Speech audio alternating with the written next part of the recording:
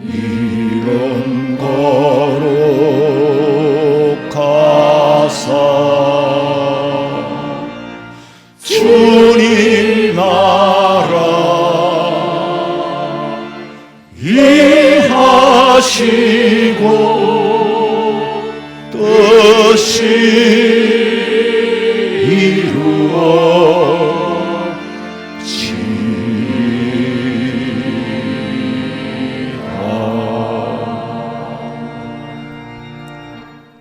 내 영혼아, 네가 어찌하여 낙심하며 어찌하여 내 속에서 불안해하는가? 너는 하나님께 소망을 두라. 그가 나타나 도우심으로 말미암아 내 하나님을 여전히 찬송하리로다. 거룩하신 하나님, 오늘도 예배할 수 있는 귀한 은혜 주심에 감사하오며 하나님의 아들, 딸로 불리움을 받게 하심을 감사합니다. 우리의 지은 죄를 용서하시되 불신앙의 죄를 용서하시고 하나님의 품 안에 안겨 있으면서도 불안해하는 하나님의 위로와 소망을 제외해버리고 살아가는 이런 불의함과 부족함을 용서해 주시옵소서. 보혈의 십자가의 피로 정함을 받고 온전히 예배할 수 있도록 영과 진리의 시간이 되기를 원하오며 이 땅에 다시 오실 예수님의 이름으로 기도하옵나이다. 아멘.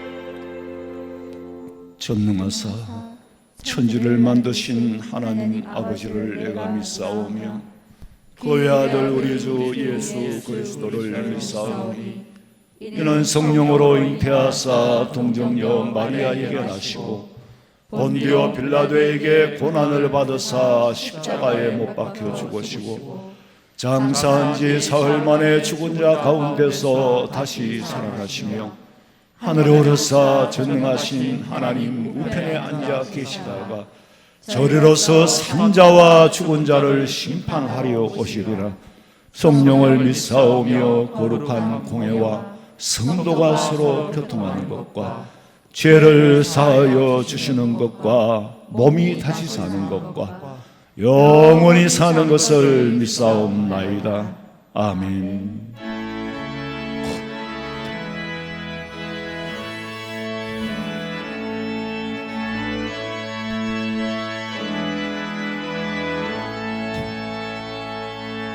빛나고 높은 보좌와 그 위에 앉으신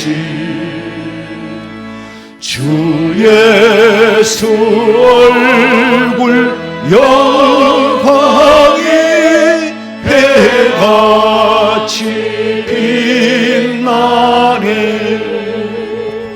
해같이 빛나네.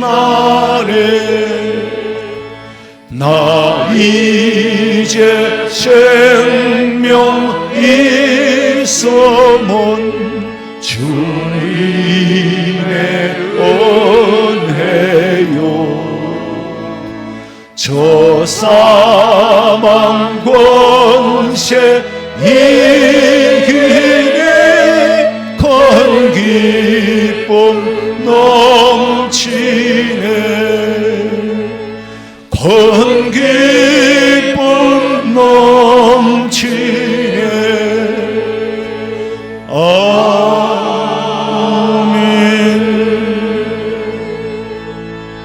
오라 우리가 여호와께 노래하며 우리의 구원의 반석을 향하여 즐거이 외치자.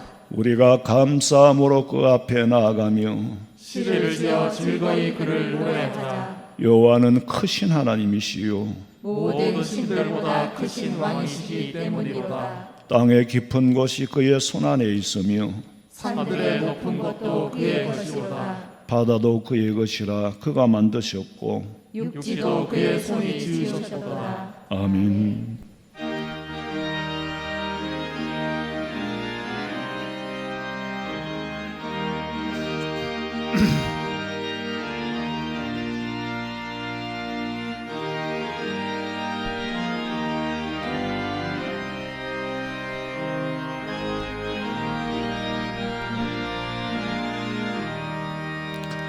눈을 들어 하늘 보라. 어지러운 세상 중에 곳곳마다 상한 영혼 탄식 소리 들려온다.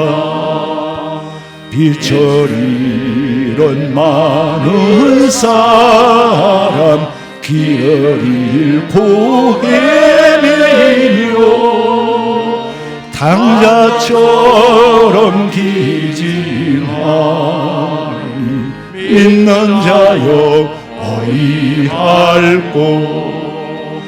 눈을 들어 하늘 보라. 어두워진 세상 중에 외치는 자 많고 많은 생명수는 말랐어라. 죄를 대속하신 주님 선한 일꾼 찾으시나 대답하리 어디나 믿는 자여 어이할꼬. 눈을 들어 하늘 보라. 살아계신 주 하나님 약한 자를 부르시어 하늘 것을 전하셨다. 생명수는 홀로 예수 처음이요 나중이라. 주님 너를 부르신다. 믿는 자여 어이할꼬. 눈을 들어 하늘 보라. 다시 사신 그리스도 만백성을 사랑하사 오래 참고 기다리네. 이래하신 우리 구주 어의 심판하시는 날 곧 가까이 임하는데 믿는 자여 어이할꼬.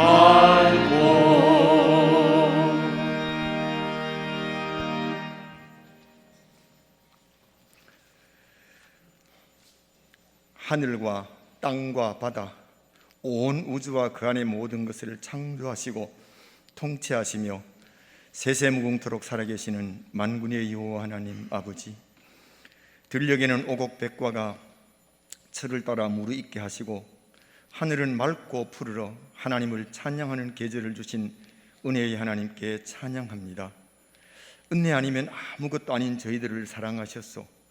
오늘도 주의 날에 아버지 성전에 올라오도록 인도하여 주신 은혜의 하나님, 이처럼 하나님 아버지께 예배할 수 있도록 우리에게 생명과 건강을 주심에 감사합니다.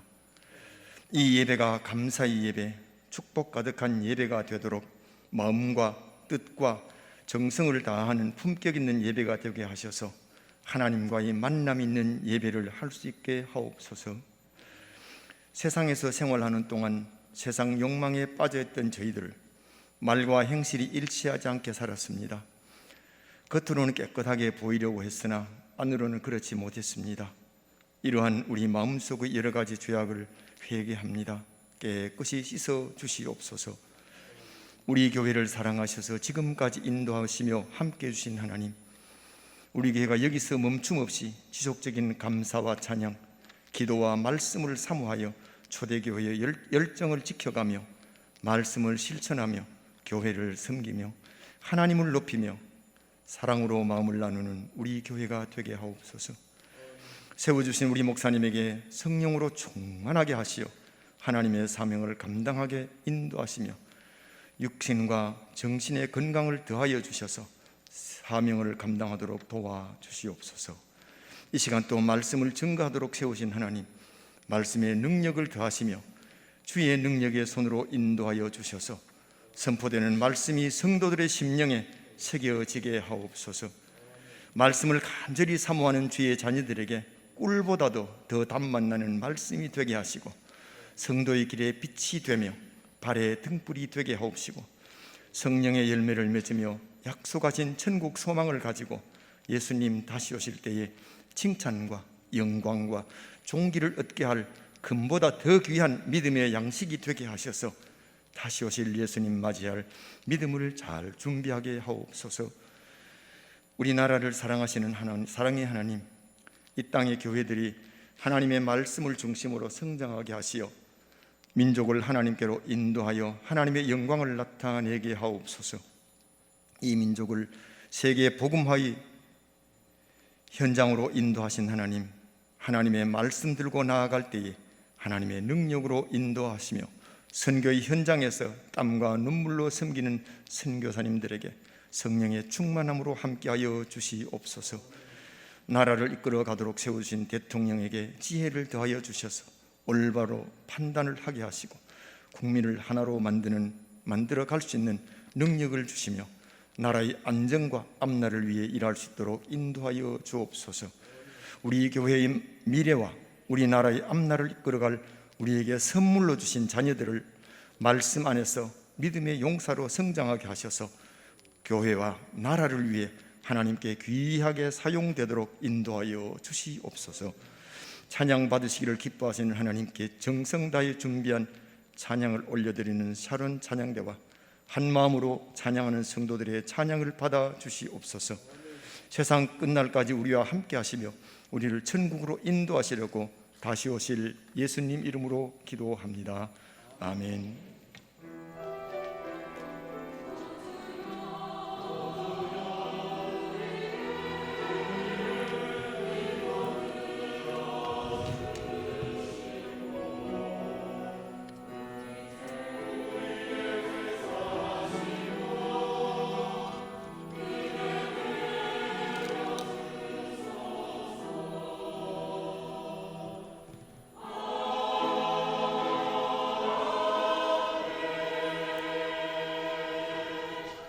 하나님의 말씀은 베드로전서 3장 18절에서 20절 말씀입니다. 신약성경 저 뒤편에 381페이지 정도에 있습니다. 베드로전서 3장 18절에서 20절 말씀 봉독해 드리겠습니다. 그리스도께서 단번에 죄를 위하여 죽으사 의인으로서 불의한 자를 대신하셨으니 이는 우리를 하나님 앞으로 인도하려 하심이라. 육체로는 죽임을 당하시고 영으로는 살리심을 받으셨으니 그가 또한 영으로 가서 옥에 있는 영들에게 선포하시니라. 그들은 전에 노아의 날 방주를 준비할 동안 하나님이 오래 참고 기다리실 때에 복종하지 아니하던 자들이라. 방주에서 물로 말미암아 구원을 얻은 자가 몇 명뿐이니 겨우 8명이더라. 아멘. 준비하신 예물 드리겠습니다.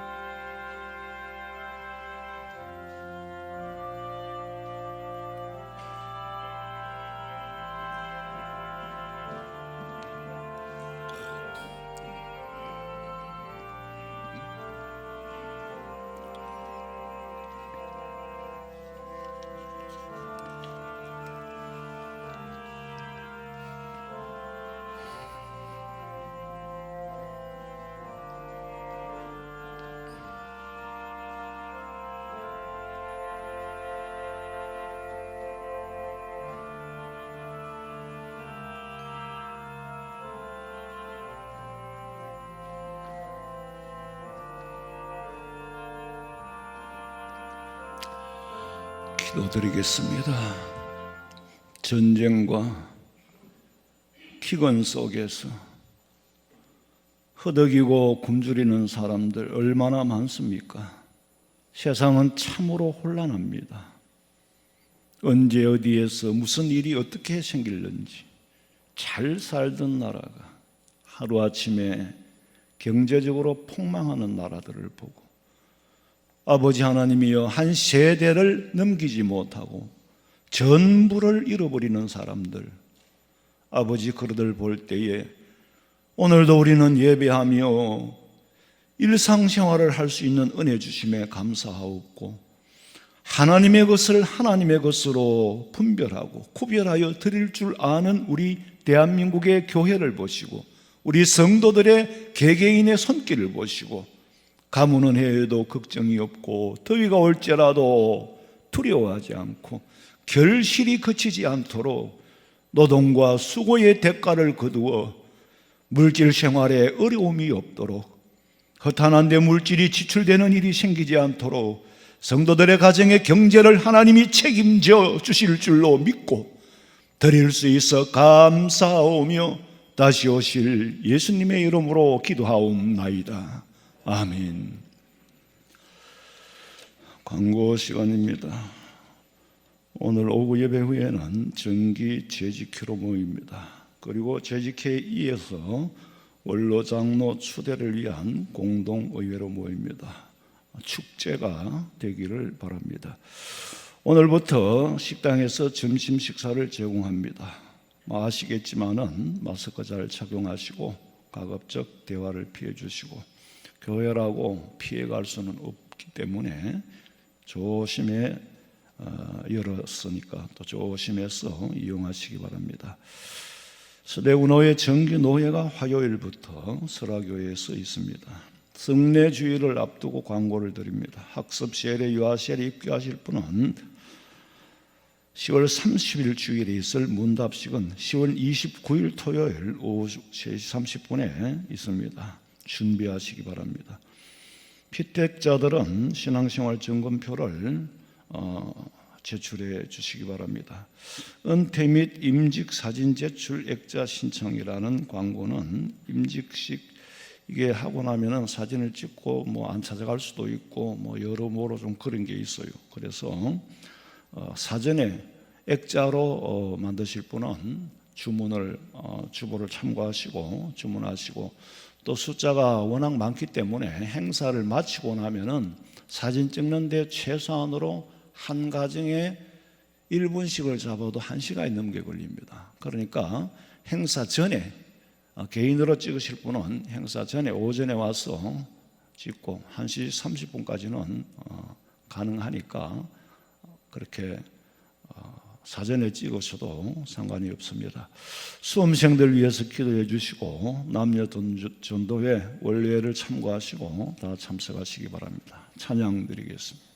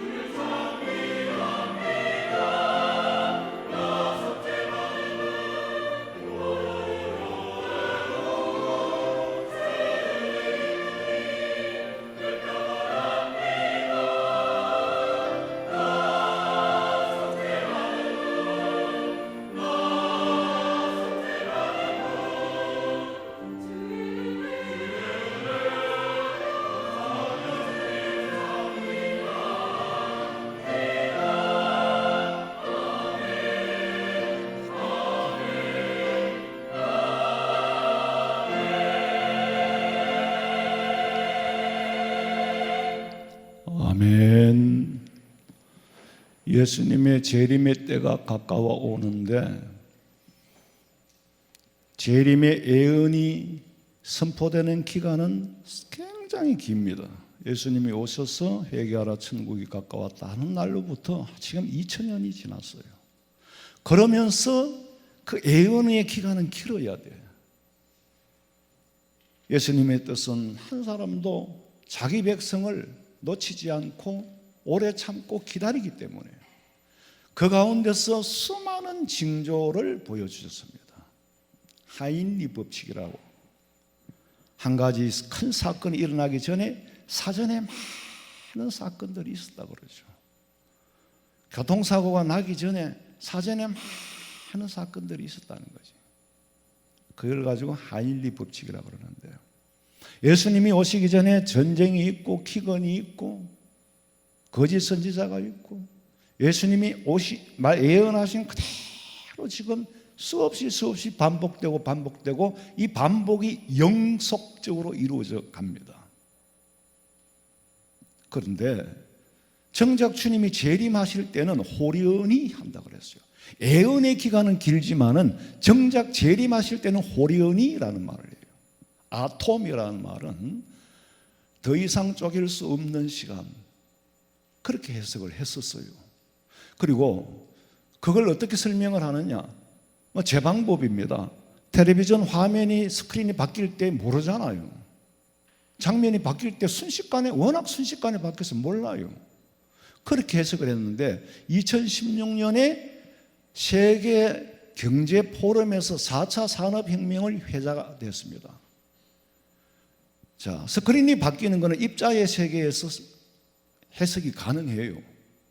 그런데 예수님이 말씀하신 이 호련이라는 말씀은 양자 물리학에서 생각이 현실로 그대로 이루어지는 거. 그러니까 과학은 점점 더 성경의 낱말 하나하나까지 다 증명해내고 드러내주고 있어요. 여러분이 이런 것까지 어려운 걸 다 깊이 이해할 필요는 없지만은 그게 지금 발전한 게 AI 인공지능 시대잖아요. 제가 옛날에 30대부터 내가 그런 말을 했어요. 인간이 상상하고 있는 일은 결국 다 이루어질 일이다. 그것이 하나씩 과학이 입증해주고 있습니다. 과학은 성경을 계속해서 까발리는 거예요. 그 있는 그대로.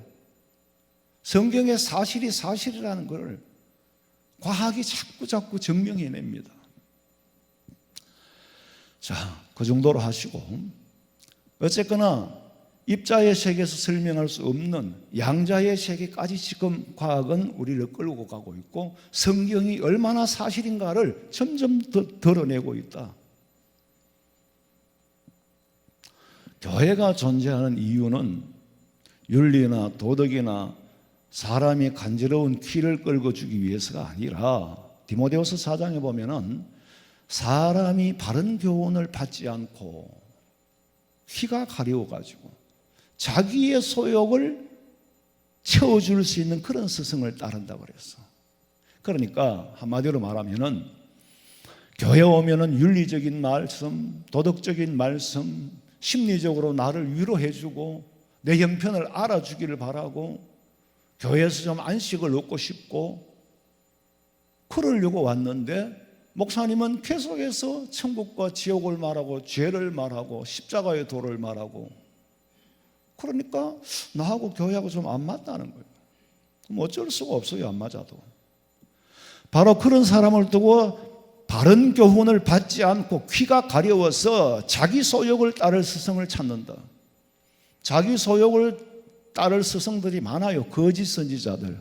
그 사람들은 반드시 귀가 가려운 자의 귀를 끌고 줍니다. 소망을 금방 줍니다. 그래서 사람을 미혹하지요. 그러나 교회가 존재하는 목적과 이유는 사람들의 귀를 끌고 주기 위해서가 아니라 참 교회의 구실은 십자가의 도가 바로 선포되고 천국과 지옥을 선포하는 것이 참된 교회인 줄로 믿으시기 바랍니다. 천국과 지옥이 없으면 뭐 때문에 예수를 믿습니까? 예수님께서 이 땅에 오신 목적이 뭡니까? 가난한 자들 돌보고 먹이고 병든 자를 고쳐주고 그거는 과정이지 그걸 목적으로 오신 분은 아니에요. 예수님이 이 땅에 오신 목적은 우리 영혼을 죄에서 건져 천국 백성으로 삼기 위해서 십자가에 자기 몸 찢어 피 흘려 우리를 사신 줄로 믿으시기 바랍니다. 그래서 예수님이 오셔서 가장 먼저 하신 말씀이 마태복음 4장 17절에 보면 회개하라 천국이 가까웠느니라. 회개하라 천국이 가까웠느니라. 내가 니들의 귀를 끌고주고 니들의 병을 고쳐주고 가난한 자를 먹이기 위해서 온 게 아니다.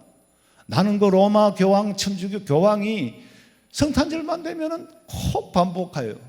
땅에는 평화. 이 땅에는 평화가 없어요. 예수님이 이 땅에 평화를 주러 온 것이 아니라 검을 주러 오셨다고 그랬어요. 예수님의 말씀과 정면으로 대치되는 말이에요. 예수님 말씀하셨잖아요. 내가 너희들에게 평화를 주러 온 줄로 아느냐? 검을 주러 왔다. 물론 위로도 필요하고 칭찬도 필요하지만은 회개가 없는 사람에게 칭찬은 그 사람에게 독약을 먹이는 겁니다. 독약을 먹이는 거예요. 주먹질 잘하는 놈한테 야, 니 진짜 싸움 잘한다 하면 점점 더 싸움질을 잘하게 만드는 거예요. 말씀을 들을 때 내 부족함과 죄를 깨닫고 회개하면은 그 가운데서 내가 갈 길을 찾을 수 있고 그 가운데서 위로를 받아. 저는 그렇게 체험을 했습니다. 범죄한 아담과 하와에게 선포된 것이 칭찬입니까? 아니에요. 위로입니까? 아니에요. 사망 선고입니다. 사형 선고가 아니라 사망 선고예요. 창세기 3장 19절. 내가 흙으로 돌아갈 때까지 얼굴에 땀을 흘려야 먹을 것을 먹으리니 내가 그것에서 취함을 입었습니다. 너는 흙이니 흙으로 돌아갈 것이니라 하시니라. 흙은 영적 생명이 없는 그야말로 물리적인 그야말로 흙, 죽은 존재라는 거죠. 사실 우리는 이미 흙으로 선포가 됐습니다. 흙이니 흙으로 돌아갈 것이니라.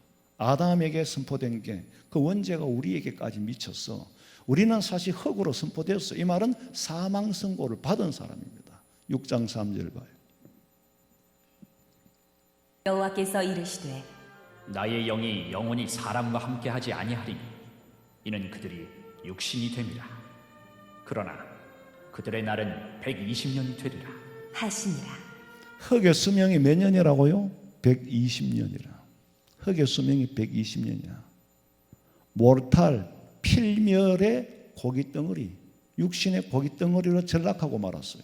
그런데 그래서 로마서 6장 23절을 보면 죄의 삭은 사망이요 하나님의 은사는 그리스도 예수 우리 주 안에 있는 영생이라. 죄의 값은 사망이고 지옥이요 하나님의 은사는 영생이에요. 지옥을 땅에 있는 것으로 표현을 할 수가 없기 때문에 당시에 이스라엘 예루살렘에서 가장 천하게 쓰인 쓰레기장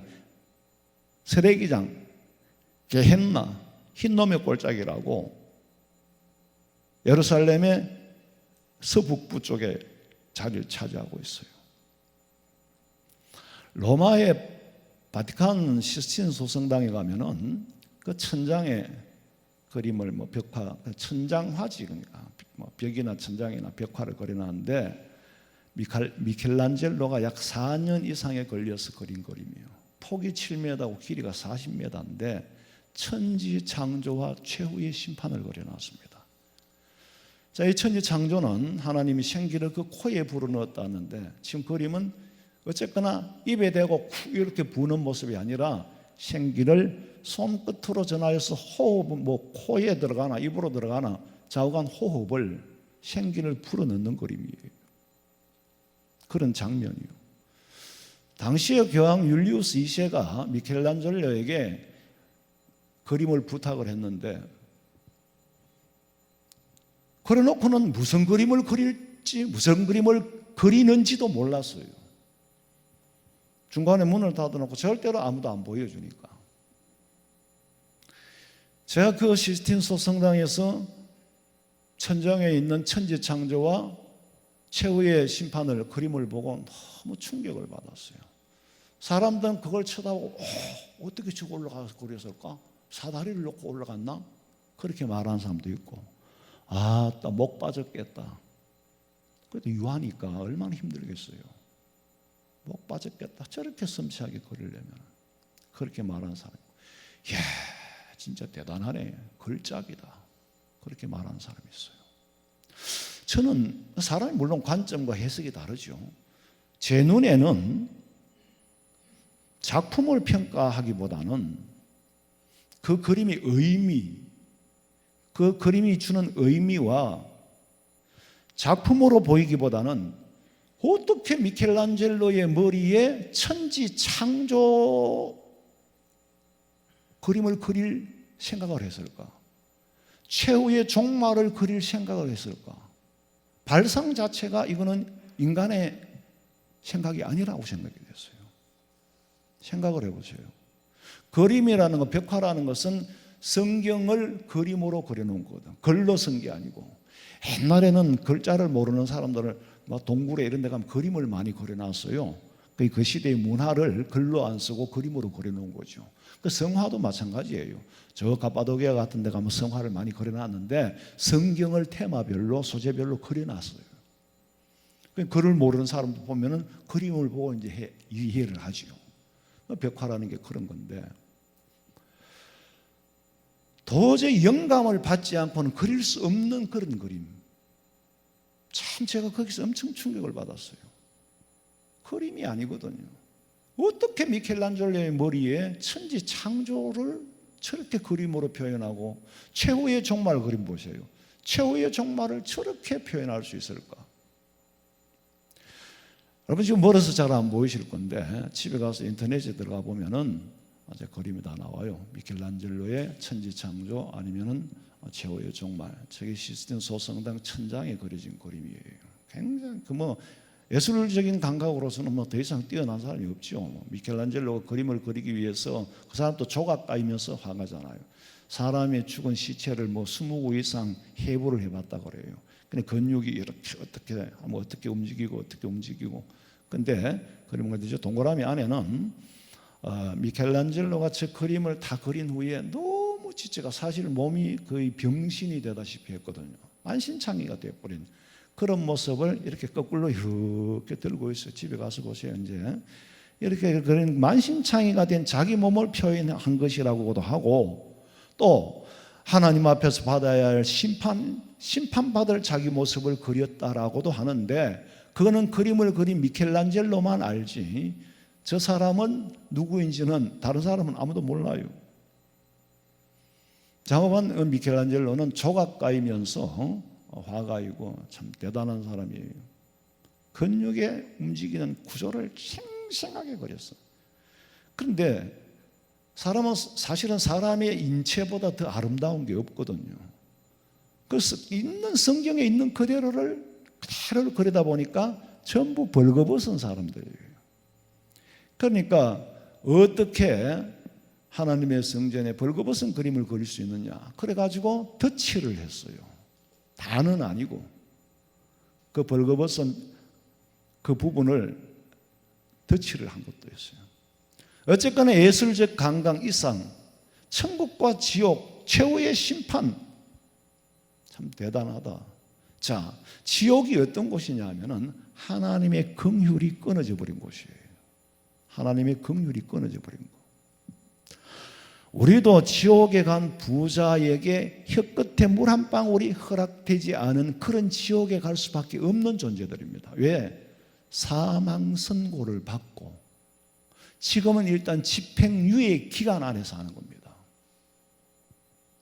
그런데 18절에 보니까 그리스도께서 단번에 우리 죄를 사하여 주고사. 단번에라는 말은 그동안에는 수없이 많은 제사를 지내왔잖아요. 예수님 오시기 전에는. 그런데 그 모든 제사를 통틀어 단번에 우리를 위하여 제물이 된 거예요. 짐승은 죽여봤자 그냥 상징이지 실체가 아니에요. 단번에 우리를 위하여 죽으셨다. 그래서 우리가 구원받은 줄로 믿으시기를 주님의 이름으로 축원합니다. 그리고 예수님께서 육체로 십자가의 죽임을 당하시고 어디에 가셨다고 합니까? 성경이 어디에 가셨다고 그랬어요? 19절에 그가 예수님께서 또한 영으로 가서 옥에 있는 영들에게 선포하시니라. 여기서 말하는 옥이라는 건 시간과 공간 밖의 세상, 시간과 공간을 넘나드는 초월적 시간, 초권 이론이라는 거죠. 모든 걸 초월한 거예요. 이 공간, 시간과 공간 밖에 예수님은 거기다 넘어다 다니시죠. 그럼 예수님이 옥에 왜 갔을까?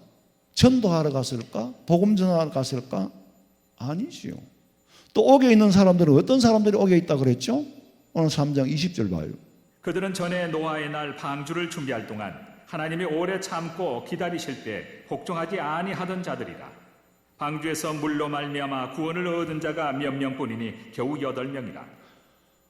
옥에 있는 사람은 노아의 방주 때에 그렇게 120년 동안 전도를 해도 안 들었던 사람, 다 멸망하고, 이 지구에는 온통 가장 큰 흔적이 홍수의 흔적입니다. 홍수의 흔적은 어느 나라든지 다 있어요. 홍수의 흔적인데, 그 방주를 만들 때 홍수를 대비하여, 방주는 배잖아요. 배를 만들 때에 전부 비웃은 거예요. 그러고 준비하지 않다가 결국에는 홍수 심판에 멸망하여 다 죽었어요. 겨우 살아남은 사람은 8명밖에 없더라. 구원받지 못한 사람들, 첫째 부활에 참여하지 못할 사람들. 첫째 부활이 있다는 말은 둘째도 있다는 말이 되고, 그건 신학적인 게 나중에 설명을 언젠간 하겠습니다만은, 계시록 20장 5절부터 읽어보세요. 그 나머지 죽은 자들은 그 천년이 차기까지 살지 못하더라. 이는 첫째 부활이라. 이 첫째 부활에 참여하는 자들은 복이 있고 거룩하도다. 둘째 사망이 그들을 다스리는 권세가 없고, 도리어 그들이 하나님과 그리스도의 제사장이 되어 천년 동안 그리스도와 더불어 왕노릇하리라. 자, 그 1000년 동안 그랬어요. 더 사우전드, 정관사가 붙었죠. 타이킬리아 에테라 그랬어요. 이 말은 여러분이 뭐 뜻은 이건 지금 다 잊어버려도 상관없어요. 제가 근거를 제시하기 위해서 드리는 말씀이니까.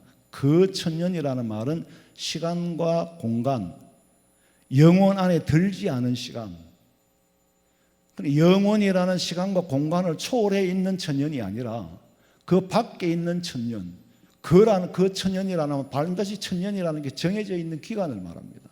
그 1000년 동안. 무천년설을 이제 주장하는 분들은 사람이 죽으면 뭐 천당 가면 그걸 끝이지 뭐. 그런 게 아니에요. 1000년을 만약에 상징으로 해서 우리가 죽어도 다 천당 가고 뭐 또 죽으면 또 천당 가고 죽으면 또 천당, 계속 죽으면 천당 가고 지옥 가고 천당 가고 지옥 가고, 그럴 거면은 예수님이 이 땅에 오실 이유가 없습니다. 그렇잖아요? 자동으로 천당 가고 자동으로 지옥 가고 뭐 계속 수만 년, 뭐 수백만 년, 수천만, 억만 년까지 언제까지든지 무한하게 이렇게 돌아간다면 예수님이 이 땅에 오실 이유가 없다니까. 예수님은 이 땅에 오십니다. 왜? 종말을 선포해야 되기 때문에. 예수님은 나는 시작이요 끝이라 그랬어. 천지 만물은 시작이 있었습니다. 반드시 끝이 있다고 그랬어요. 계시록 22장 13절에 보니까 나는 알파와 오메가요, 처음이요 마지막이라고 그랬어요. 예수님은 시작 때도 창조할 때도 삼위일체 하나님 같이 하셨고, 마지막에 심판주로 반드시 재림하십니다. 천년이라는 것이, 그 천년이 상징적이기만 하다면은 예수님이 이 땅에 오실 이유가 없다니까. 자, 더 이상 이 알파와 오메가라는 말을 빼고 뭘 더 빼고 뭘 어떻게 더 하겠어요? 예수님은 반드시 오신다 그랬어. 22장 계시록 19절 읽어봐요. 만일 누구든지 이 두루마리의 예언의 말씀에서 제하여 버리면 하나님이 이 두루마리에 기록된 생명나무와 및 거룩한 성에 참여함을 제하여 버리시리라. 이것들을 증언하신 이가 이르시되 내가 진실로 속히 오리라 하시거늘 아멘. 주 예수여 오시옵소서. 반드시 오신다 그랬거든. 근데 예수님 처음 이 땅에 초림해 오실 때는 구원의 주님으로 오셨지만은 다시 오실 예수님은, 재림 예수님은 심판주로 오신다 그랬어요. 히브리서 9장 27절에 보면 한 번 죽는 것은 정해진 것이다. 그 후에는 반드시 뭐가 있다고요? 심판이 있으리니. 반드시라는 말은 내 말이고, 자명한 일을 반드시라는 말을 붙일 필요도 없어요. 내가 설명을 돋구기 위해서 하는 말이지. 당연히 자명한 일을 더 이상 뭘 설명을 해요? 이 심판을 누가 피할 수 있느냐? 심판주는 심판의 권세를 가지신 예수님이 심판주가 되십니다. 계시록 20장 2절부터 읽어보세요. 용을 잡으니 곧 옛 뱀이요 마귀요 사탄이라. 잡아서 1000년 동안 결박하여 무저갱에 던져 넣어 잠그고 그 위에 임봉하여 1000년이 차도록 다시는 만국을 미혹하지 못하게 하였는데 그 후에는 반드시 잠깐 노일이라. 또 내가 보좌들을 보니 거기에 앉은 자들이 있어 심판하는 권세를 받았더라. 또 내가 보니 예수를 증언함과 하나님의 말씀 때문에 목배임을 당한 자들의 영혼들과 또 짐승과 그의 우상에게 경배하지 아니하고 그들의 이마와 손에 그의 표를 받지 아니한 자들이 살아서 그리스도와 더불어 1000년 동안 왕노릇하니 그 나머지 죽은 자들은 그 1000년이 차기까지 살지 못하더라. 이는 첫째 부활이라. 첫째 부활이 있으면 둘째 부활이 있다. 근데 우리 성도들은 첫째 부활에 참여를 해야 돼요. 이게 신학적인 문제라서 설명하려고 그러면 굉장히 복잡하고, 여러분들은 내가 공부를 해야 되지. 밥을 해주면 먹으면 돼.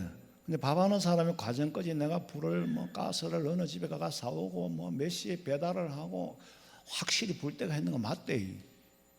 확실히 불 때가 있는 게 맞대. 그것까지 설명할 필요는 없잖아요. 그거는 밥하는 사람이 알면 되고, 물은 얼마나 부었대, 시간은 얼마나 오래 걸렸대, 정확하대, 이런 거 설명할 필요 없어.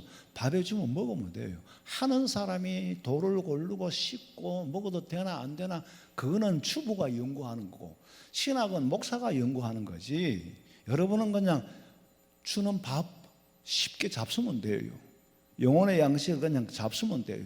나는 단어 하나 연구하는데 일주일이 넘게 걸릴 수도 있고, 기도하지 않고는 깨달아지지 않는 말씀들이 너무 많았어요. 다만 4차 산업혁명이 회자되고 AI 인공지능이 시작될 때에 내가 몰랐던 부분들이 성경이 눈이 뜨이고, 참 말세가 왔구나. 급속도로 하나님의 창조 세계를 과학이 전부 다 입증해내고 있잖아요. 입자 세계에서 양자 세계로.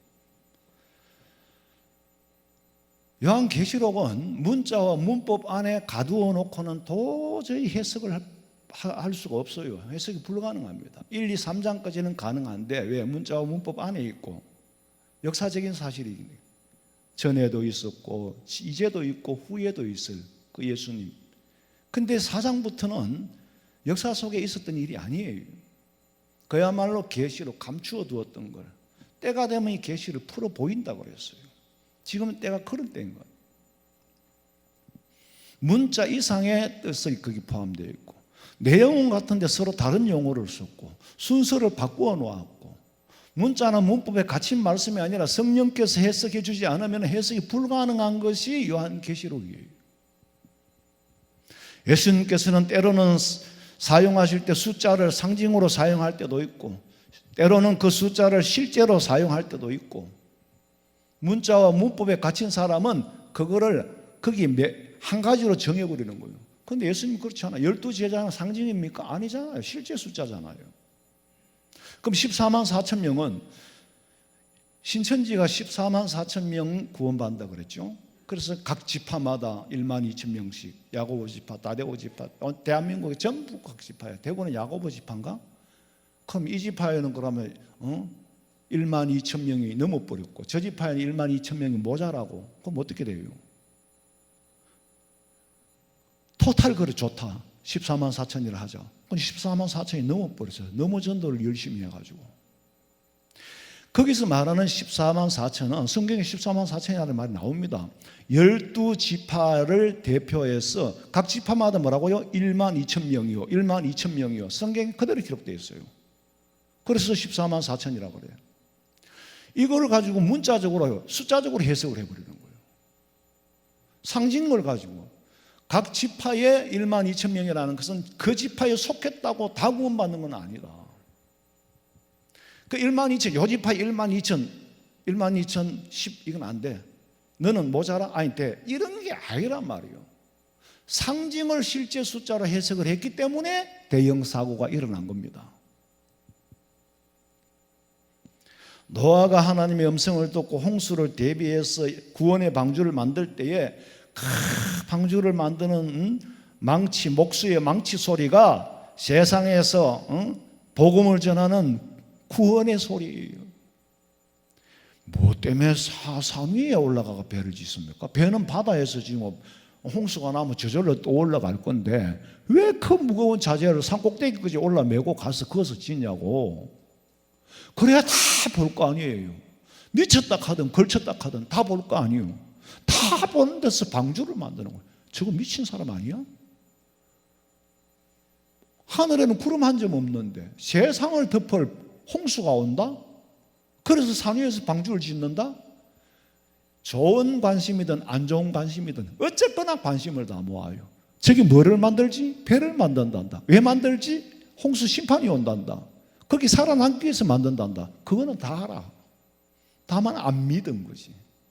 끝까지 복종하지 않았다는 것이요. 망치 소리는 여러분 복음입니다. 복종하지 않는 사람, 그 사람들에게는 허상이었을는지 몰라도 노아는 참상과 실상을 보고 만든 거예요.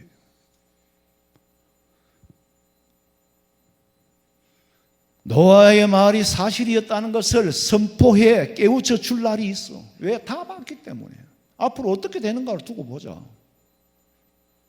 그들은요, 지옥에 가가 살아도 지옥인 줄 몰라요.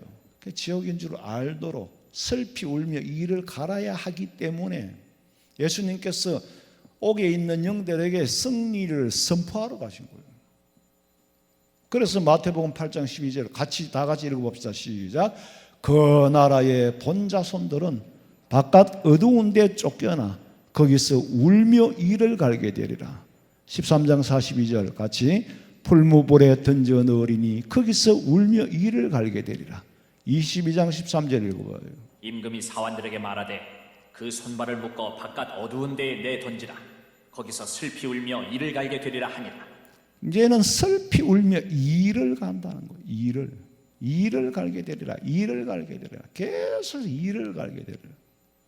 예수님께서 옥에 있는 영들에게 승리를 선포할 때에 비로소 그들은 슬피 울며 이를 가는 거예요. 고통만 받고 있다가 천국이 있다는 소리 선포. 예수님이 승리했다는 것, 노아가 승리했다는 사실을 알릴 때에 누구에게 갔다 그래서 노아의 때에 있던 사람, 복음을 받아들이지 않은 그 사람들에게 너희들이 복음을 받아들이지 않은 게 잘못됐다는 걸 선포하러 간 거예요. 그 소리를 듣고는 이를 가는 거예요. 슬피 울며 이를 갈더라. 그러니까 우리는 지옥에 가면 안 되지요. 예수님께서 가신 그 옥, 그 지옥이에요. He descended into hell. 그래서 지옥으로 내려가셨다. Descended into the dead. 죽은 자에게로 내려가셨다. 비하의 극치라고 말합니다. 신학에서는. 더 이상 내려갈 수 없는 비하의 극치에까지 갔다가 사흘 만에 살아나는 예언대로 부활은 성기를 말하죠. 비하에서 성기. 성기하신 예수님이 승리를 선포하셨습니다. 전도하러 간 게 아니에요. 최후의 심판을 내리는 거죠. 너들이 있는 곳은 지옥이다. 영어 사도신경에는 옥에 있는 영들에게, 지옥에 있는 영들에게 가셨다고 부활을 하셨는데 우리는 장사한 지 사흘 만에 부활하셨다 그러는데 미국 사람들이 쓰는 영어 사도신경에는 지옥에 갔다가 부활하신 예수님 그렇게 고백을 합니다. 우리가 사망 선고를 받고 땅에서 지금 집행유예 기간에 사는데 집행유예 기간 안에는 누구나가 다 같은 긍휼을 받아요. 일반 은총 가운데서. 안 믿는 사람 햇빛 안 비칩니까? 안 믿는 사람이 비를 안 줍니까? 안 믿는 사람 물도 안 줍니까? 똑같이 줘요. 일반 은총은. 왜? 아직은 집행유예 기간이기 때문에.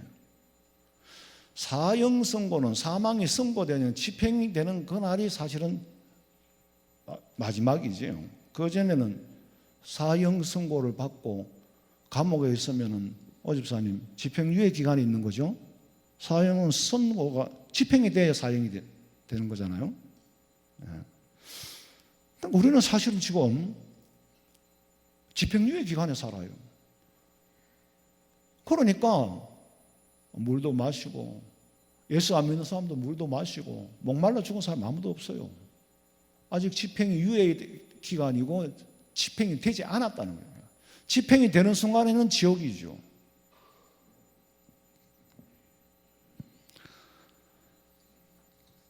예수님께서 등잔을 말 아래 두는 사람이 없다고 말씀하시면서 노아의 방주를 왜 산 꼭대기에서 만들었느냐?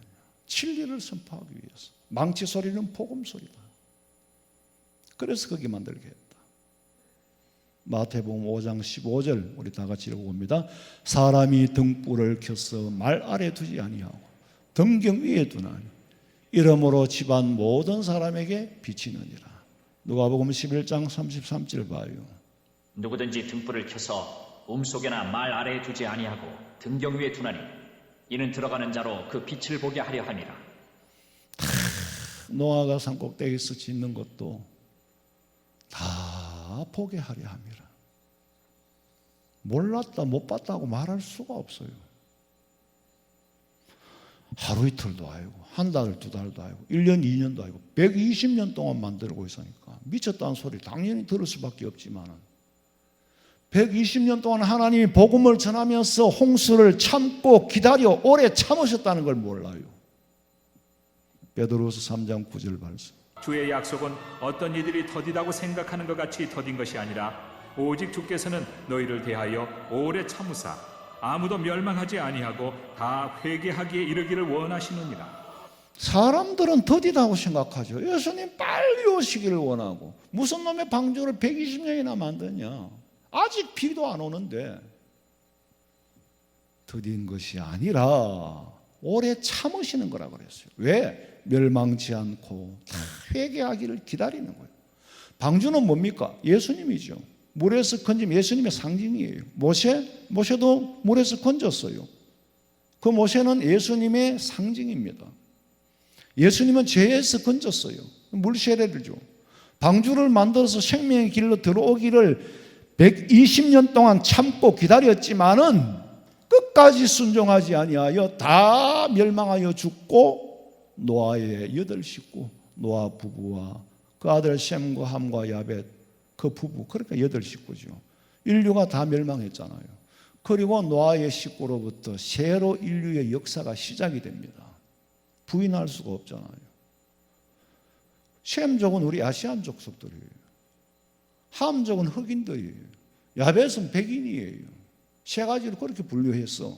성경에 기록된 그대로 그 민족의 민족성을 따라 하나님이 부여하신 민족성을 따라 살아가고 있습니다. 서구 사람들은 굉장히 이성적이고 논리적이잖아요. 이성과 논리와 문자와 문법 안에서는 성경을 해석하는 게 한계가 있어요. 그런데 우리 한국 사람들은 굉장히 영적으로 상징을 알고 영적인 세계에 굉장히 깊이 몰입을 할 수 있는, 어쩌면 우리 대한민국의 선교 대국으로 지금 아마 미국 다음에 2위 정도 될 거예요. 아직 선교 대국으로. 카나다가 많나? 하여튼 한 2, 3위? 2위는 될 거예요. 서구 시대에 문자와 문법으로 복음을 전했다면 이제는 종말을 전해야 될 그런 시간입니다. 근데 교회가 천국과 지옥이 선포되지 않고 십자가의 도가 선포되지 않고 하나님의 말씀이 파헤쳐지지 않는다면 이 세상의 과학이 발전하고 돌아가는 것이 이미 성경에 있었던 것이 적나라하게 드러나고 있구나라는 사실을 볼 수 있어야 영안이 떠인 사람이에요.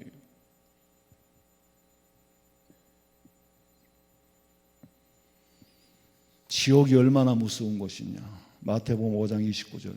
만일 내 오른 눈이 너로 실족하게 하거든 빼어내버리라. 내 백체 중 하나가 없어지고 온몸이 지옥에 던져지지 않는 것이 유익하며. 지옥 게헨나 그렇게 표현을 했죠. 5장 30절 읽어봐요. 또한 만일 내 오른손이 너로 실족하게 하거든 찍어내 버리라. 내 백체 중 하나가 없어지고 온몸이 지옥에 던져지지 않는 것이 유익하니라. 무슨 말이에요? 손발이 잘리고 눈을 뽑더라도 지옥은 가면 안 된다는 거예요. 지옥 가는데 눈이 죄를 짓거들라고 눈을 뽑아버려라. 그럼 진짜 눈 뽑으면 안 돼요. 눈을 뽑아버릴 만큼 죄를 멀리하라는 거예요. 손을 잘라라. 손을 진짜 자르면 안 돼요. 손을 자를 심정으로 이놈의 손이 이거는 들고 있으면 자꾸 노름을 하니까 도끼가 손을 잘라버리면 그러면 어떻게 돼? 손을 자를 만큼, 눈을 뽑을 만큼, 그래서라도 지옥은 가면 안 된다. 회개하지 않는 자들을 향하여 선포하시기를. 마태복음 23장 33절을 보니까 36절, 내가 진실로 너희에게 뱀들아 독사의 새끼들아 너희가 어떻게 지옥의 판결을 피하겠느냐. 뱀이라고 말, 사탄 독사의 새끼라 그랬어. 너희가 어떻게 지옥의 판결을 피하겠느냐. 분명히 지옥의 판결이 있다. 마태복음 23장, 내가 진실로 너희에게 이르노니 이것이 다 이 세대에 돌아가리라. 지옥은 누가 맡아서 지킬까? 베드로후서 2장 4절 보세요. 하나님이 범죄한 천사들을 용서하지 아니하시고 지옥에 던져 어두운 구덩이에 두어 심판 때까지 지키게 하셨으며. 지옥을 지키는 분은 천사가 아니에요. 천사가 지옥 지키려고 하면 얼마나 힘들겠어요. 범죄한 천사가 지옥에 가서 사람들을 지켜야지, 범죄하지 않은 천사들이 지옥을 지킨다면 얼마나 힘들겠느냐고. 여러분, 죄인이라고 고분고분합니까? 우리 교회 교도소 직원들이 많이 계시는데 재소자들이 죄지었다고 고분고분해요? 안 하잖아요. 거기서도 깽판을 부리고 말썽을 피우고 그래요. 그런 사람들을요, 아닌 사람들이 다스리려 하니까 얼마나 힘들어요. 그러나 지옥은 그렇지 않습니다. 지옥은 죄 없는 사람이 다스리는 게 아니라 죄 지은 천사가, 타락한 천사가 다스린다 그랬어. 뜨거운 풀무불 가운데서 아우성을 치는 사람, 밤낮 그들과 얼굴을 맞대고 밤낮 살을 부비고 같이 살아야 하는 곳이 지옥이에요. 물 한 방울이 혀끝에 주어지지 않는 곳. 왜? 긍휼이 끊어져 버렸기 때문에. 집행유예 기간이, 그 기간 안에 잘 살아야 되는데 이 또 누범죄를 지으니까 가중처벌을 받는 거예요. 우리는 지금 사망선고를 받고 집행유예 기간에 있습니다. 이 기간에 여러분들은 예수님 믿고 모든 유예 기간을 해지시키기를 간절히 소원합니다. 주님 오시는 날까지가 집행유예 기간이에요. 주님 오시는 날까지 이 믿음 지켜야 돼. 집행유예 기간 안에 죄를 지으면 안 돼. 하나님의 긍휼이 베풀어지는 곳은, 내 주 예수 모신 곳은 그 어디나 하늘나라지만 긍휼이 끊어져 버리면 물 한 방울도 허용이 안 된다. 여러분, 세상살이가 아무리 고달프고 괴롭다고 해도요, 아직 여기는 지옥은 아닙니다. 목사님, 내가 힘들어 괴롭고 고통스럽고 죽겠습니다. 그래도 아직 지옥은 아니에요. 왜? 물 못 마시고 죽지는 않잖아요. 예? 숨 못 쉬어서 죽지는 않잖아요. 지옥은 물 한 방울이 주어지지 않는 곳이 지옥이요. 왜? 긍휼이 끊어져 버린 거예요. 긍휼을 빼뿌리면 그 어디나 천국이 아니라 그 어디나 지옥입니다. 여러분 내 삶 속에 하나님의 긍휼이 함께 하시니까 내가 살아있는 거지. 장 목사에게 긍휼을 끊어버려라, 그럼 난 당장 죄인으로 죽어야 돼요. 시편 19장 17절 우리 다 같이 봅니다. 악인들이 스올로 돌아가며 하나님을 잊어버린 모든 이방 나라들이 그리하리로다. 우리 앞에 남은 것은 천국과 지옥 둘 중에 하나입니다. 여러분들 이 집행유예 기간 동안 끝까지 믿음 지켰어. 죄 짓지 말고 천국행 열차를 타고 천국으로 직행할 수 있기를 주님의 이름으로 축원합니다. 자비로우신 아버지 하나님, 마지막 때에 참천국과 지옥을 선포해야 할 하나님의 교회에 주어진 사명을 감당할 수 있는 그런 은혜를 우리 교회에 허락하여 주시고, 영안이 뜨이고 성령의 음성을 듣는, 그리고 하나님이여 사후 세계 천국과 지옥 중에 어느 나라 백성이 되어야 할 것인지, 집행유예 기간 다시는 죄를 짓거나 죄의 자리로 돌아서지 않도록 믿음 지켜 주시옵소서. 우리 주님이 땅에 오시는 날 공중혼인잔치에 참여하고 내가 먼저 죽으면 주님 재림하시는 날 부활체로 하늘로 들리움 받기를 원하오니 이 믿음 지키게 하여 주시옵소서. 다시 오실 예수님의 이름으로 기도하옵나이다. 아멘.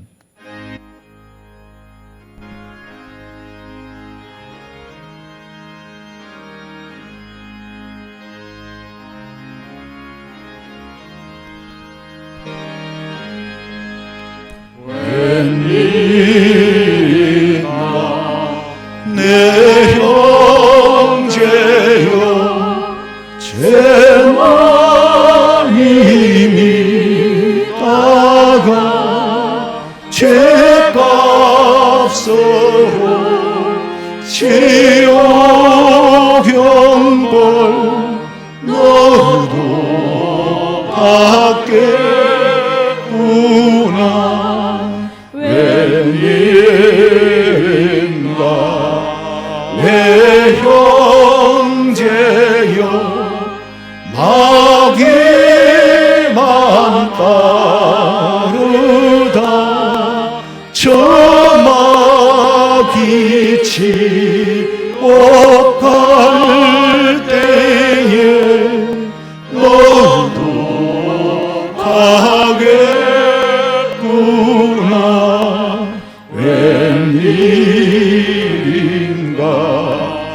내 형제여, 죄를 만취하다 세상 물질 불탈 때에 너도 타겠구나.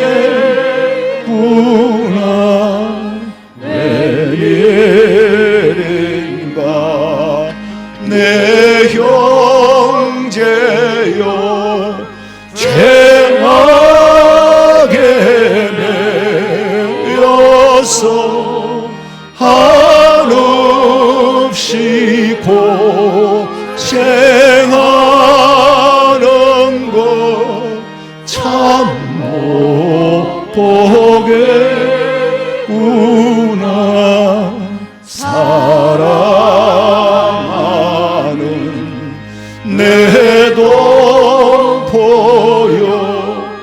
주께로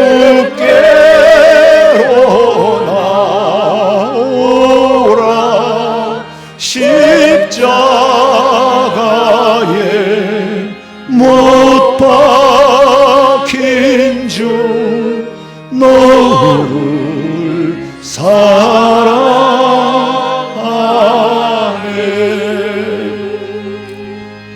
지금은 우리 주 예수 그리스도의 은혜와 하나님 우리 아버지의 그 만극하신 사랑과 성령의 위로하심과 교통하심이 오직 천국의 소망을 두고 땅에서 죄를 멀리하기를 소망하는 우리 성도들 머리 위에 가정과 직장과 사업장과 자녀들의 앞길과 마음에서 원하는 그 모든 일들 위에 지금으로부터 영원토록 함께 있을지어다.